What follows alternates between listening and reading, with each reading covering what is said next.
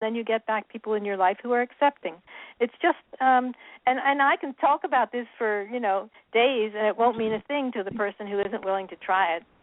And so you have to try it yourself to prove that it works for you, and that's the way it should be. It should be that you have to do it for yourself to prove it to yourself that it works, because that's the only way you really believe that it does. You don't believe it works because other people tell you it works. You believe because you tried it and it did. First, I think you have to understand that. I think this is the first part.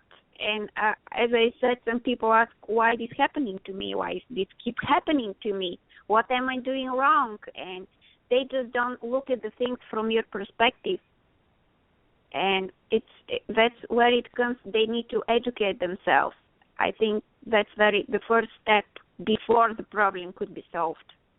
Well, you can tell them what to do. You can tell them to sit down with a piece of paper and pencil and to write down. They want to know why they created it, why this person's in their life. So they have to write down on a piece of paper all the things that they don't like about the person, and why they don't want them in their life, or why they wish they were not in their life. And then they have to take all those qualities one at a time. And so let's say that they say, okay, we mentioned pressuring. Okay, I feel pressured and I don't like it. That's one. Okay, I feel patronized and I don't like that. Okay, I feel disrespected. Okay, so that's three things right there. So if you're in a relationship where you're feeling this, then you have to say, okay, who am I pressuring? It doesn't have to be the other person. It can be somebody else in your life. It could be anybody in your life. Who am I pressuring? As soon as you realize who you're pressuring, you can stop pressuring. And then the person in your life, it's a romantic relationship, they may pressure you. They may continue to pressure you, but even if they do, you won't feel it. If you aren't pressuring other people, it isn't going to impact your aura. We all have this aura around us, and in that aura are all the ideas that we're putting out into the universe. Therefore, if an idea comes back to us that we have not given, it bounces right off our aura, which means that we don't feel impacted by it. We aren't hurt by it. We aren't insulted by it because we have not done the same thing to others. So if you feel patronized, you have to ask yourself, who have I been patronizing? And as soon as you discover who it is, you stop patronizing. And then if you stop patronizing and the person in your life keeps patronizing you, you won't feel it. And pretty soon, if you're doing one thing and your partner is doing something else, you won't be compatible anymore. It won't be compatible. You can put. And when you're not compatible, you separate. Yeah. You separate so that each of you finds the compatible partner. Yeah, absolutely. Because you're trying, doing the same thing. You're being nice, you're being loving sometimes, and you're doing your best. You're even trying to go out of your way to be somebody you are not sometimes just because you want to keep the relationship going, which is the wrong thing to do. But here it comes the most important part. You are not just compatible with each other anymore. You just have to separate. Right. If you're doing one thing and your partner is doing something else, you won't feel compatible anymore. Because we each attract the mirror of whoever we are, and if you aren't a mirror any longer, then you aren't compatible any longer. Absolutely. And you don't even have to do anything. The universe will do it for you, because the universe will separate you without you even realizing what happened. It's just the way it works. Yes. This is very, very pivotal points, actually. Yeah. Yeah. So, can you share with us where the listeners can find your books? Yes, they can find my book by going to my website, which is BetsyThompson.com. And on my website, it has all the books and information about the books. And also it has all of my social media, which is LinkedIn and Facebook and YouTube and Twitter. And you can go and click on those. And so it's BetsyThompson.com. And I hope you look into my website and have fun with it. Do you have a YouTube channel where people can? Do you have videos and like I do have a few of them up. I haven't done one for a long time. I have a few up, and you can get to them all from my website. The links are on my website.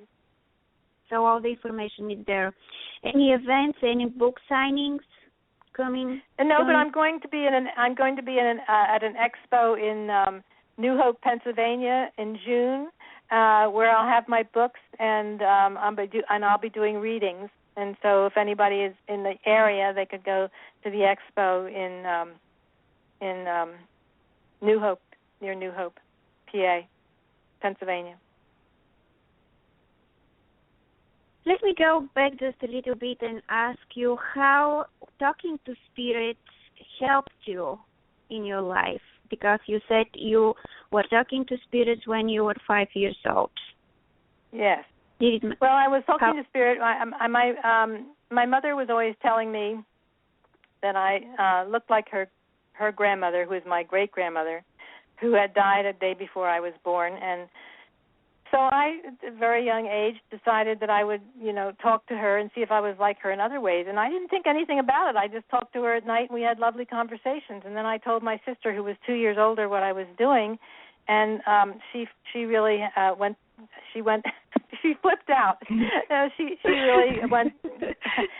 She yelled and screamed at me, and she teased me for weeks. And so I decided, well, if that's a reaction I get from this, I certainly want to hope she doesn't tell anybody else. And so I didn't do it again till I was in California, and I was almost homeless, and knew my knife wasn't working, and decided that I had nothing to lose if I honored the gift, and everything turned around. Everything turned around within a couple of weeks. And I was in a new job, and I had a job that supported me while I wrote for the next 18 years, and then I retired to write full time. But it was, and in my job, it was more than just financial support. I learned a lot of lessons about dealing with my mirror, of people who came into my life who were reflecting something in me that I needed to look at, and so it was beneficial in every possible way, which I think is what's true for everybody. If you're in a job that if you're in a job and you're unhappy there, you have to ask yourself, am I treating the people in this job the way I want to be treated? Am I finding the gift that each person brings to the company? Am I complaining? And because if you haven't found the love in where you are, you aren't going to find the love in where you go. That's the basic tenet that you need to remember. Doesn't matter if you change jobs, but you aren't appreciating where you are. You bring yourself with you into the new job, and if you haven't appreciated the old, you aren't going to appreciate the new. And if you haven't appreciated the people you worked with in the past job, you aren't going to appreciate the people you worked with in the present job. Yeah, that's true. Both is very important thing. Very important thing. You have to always look at the things from the perspective of love, and things work this way. Love open doors everywhere, open hearts, open minds, everything. Yeah, I think it's easier. I find it works more effective if you look at things from the perspective of growth, because I think people balk when you say you have to love others. I mean, sometimes people aren't lovable, and you don't want to love them, and you don't have to love them. You just have to accept that they're on their own journey. But what you do have to do is you have to ask, well, how have they forced me to grow? Because that's really the issue. It isn't about whether they change or they don't change. It's about whether you are finding the growth you need. How are they helping you to find the growth you need? Because when you find how you have grown from knowing people, or how they've helped you to see something in yourself, you automatically move on, because you move on to the people who can help you more. Yeah. Is there a limit of love? Is the love limitless, or there is limit of love? How much love you give to people? Well, I mean, I think that you can give respect. I think it's more important to give respect, and because love is a term that gets misunderstood, but everybody understands what respect means. You respect other people and the path they're on, because that's what you want for yourself. You don't necessarily want other people to love you. You want them to respect your path. And so if you give respect, then you receive respect. And I wouldn't, the word love gets pushed around a lot. I think if you want to ask yourself, if you want to find more love in your life, then take a good look at what you don't think has love. because that's where it is. Where else could it be but where you don't think it is? You already have love in your life. Everyone has some love in their life. So if you want more, you have to look for it where you don't think it exists. And that's in the people that you don't think have any love in them, and it's in the ideas you don't think have any love in them. That if you want more love, that's what you have to do. Yeah, and sometimes you just have to move on, and you have to leave behind the people. As you said, you cannot change, and they cannot love you the way they are. People who want to change you, they don't accept you, they don't see you grow. The best way to do it is to move on with your life, just forget about this relationship, and sometimes even relatives are involved in this kind of connection, and it's not healthy for the person who is always forced to take this misunderstanding and this way of treating, of how the way this person is treated, and it's not healthy. It's just not healthy. Right. Well, Diane, if you stay in a relationship where you're being abused, then you are abusing yourself. And so if you are abusing yourself by being in that relationship, then you can expect other people to abuse you while you're in it. And you have to respect yourself to garner the respect of other people. And to respect yourself is to love yourself and to believe in yourself and to honor who you are. And if you aren't doing that in a relationship, why would you expect the other person to do it? They aren't going to give you anything you don't give you to yourself first. Absolutely. I don't think people think about that. I don't think they ask themselves, why am I in this relationship? Why am I putting up with this abuse? Well, you're putting up with it because you're abusing yourself by being there. It looks like it's okay for you to be treated that way. You're just sending this kind of message. Yes, you are. You are. And you find the person who agrees with you. Yes, you cannot attract the person who wants the way to be treated, and it's just everything is so connected. It's amazing. Yeah, it is. It is. So, do you want to share anything else from from Love Human, from your book, with us today? We have about 3 minutes. I think we covered a lot of things. This principle of getting what you give works with health too. Works with health and it works with prayers. I mean, I love the chapter on prayers because it's about what makes a prayer powerful. And the book posits that we have some confusion around the nature of answered prayers. For instance, when we pray for others to change their minds, change their behavior, and alter their loyalties, I don't think God responds to that kind of a prayer. When we pray for others to be more loving and more considerate and more honest, I don't think God responds to that either. God responds, God knows that change begins within. So when we pray for God to help us become more loving, loyal, and considerate, I think God rushes in with the situations that give us the chance to make that happen.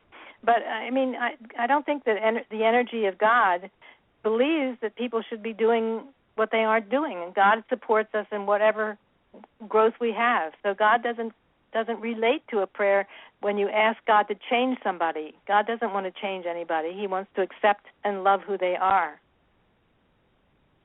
So, I mean, that was kind of a breakthrough for me when I read that, when I received that message. You have to make sure, asking for, when we pray for others to change, it's just another form of criticism. Criticism doesn't create change because praise creates change. So we only need to praise the efforts of others and release them to whatever they need to live. Yeah, we have to help ourselves for God to help us.